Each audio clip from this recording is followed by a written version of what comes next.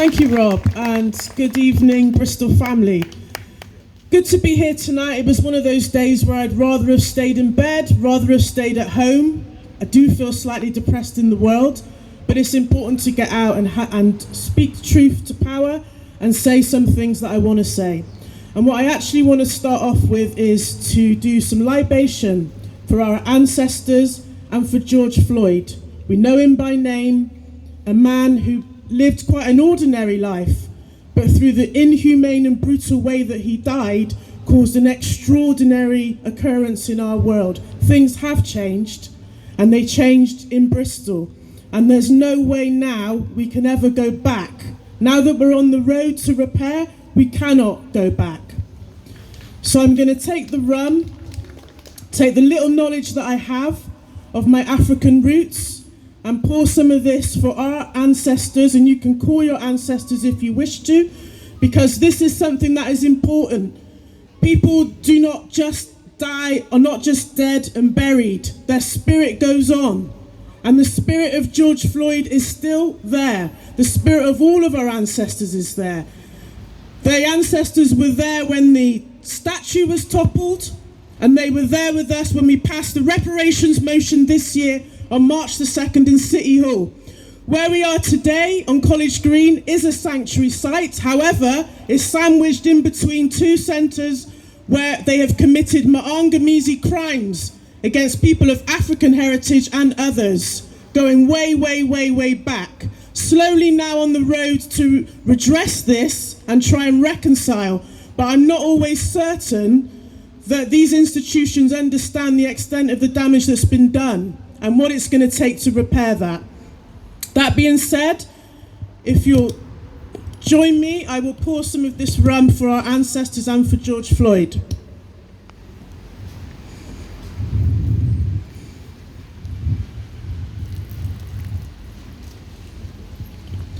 Brother George Floyd, we know your name. We know how you suffered, but we know the change in the world that your death has brought. Like you, Brother George, I stand here today and declare that I am an African.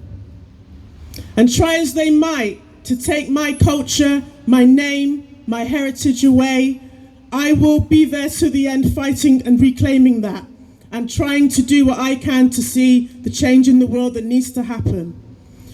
We don't know, we might know actually, that this city may have been the ones that sent the ships originally that had George Floyd's ancestors captured and taken to America, and my ancestors captured and taken to Jamaica. These are so many of the lines that we do not know, the accounts we do not have, the truth yet to be told.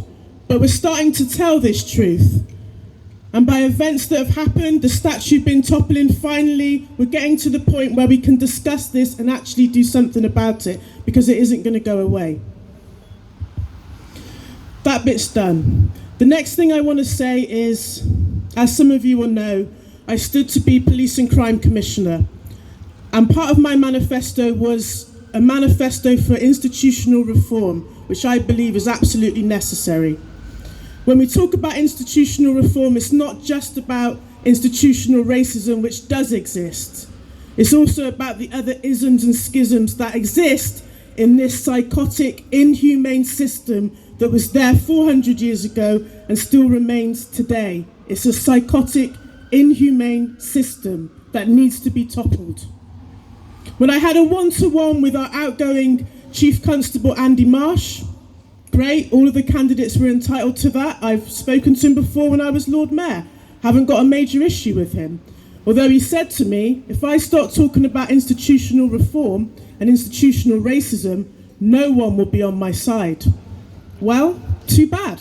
I'm not going to be someone who's going to lie. I'm not going to be someone who's going to shy away from the things that need to be said and the things that need to be done to make other people feel comfortable. It's not what I'm about. Of course, I didn't get elected. We got a good result.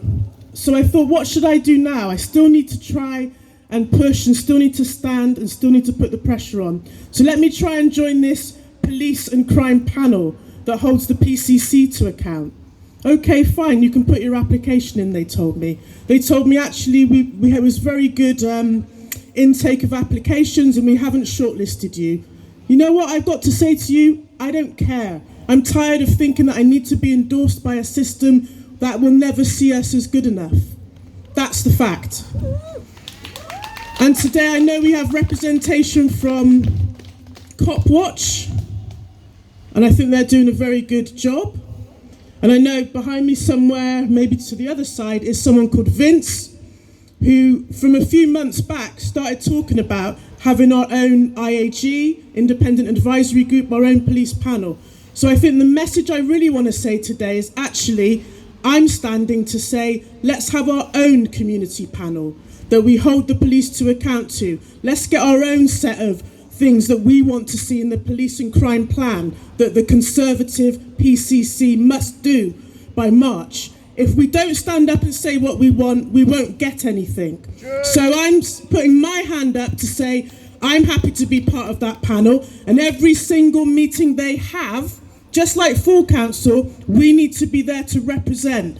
We need to be there to see what's said and what's not said. We need to be there to put our agenda on the table. So I invite other people to stand with me and continue the action as a family, fighting for the renaissance of our humanity and keeping our humanity, metaphorically, our knee on this institutional neck until we get the justice that we need.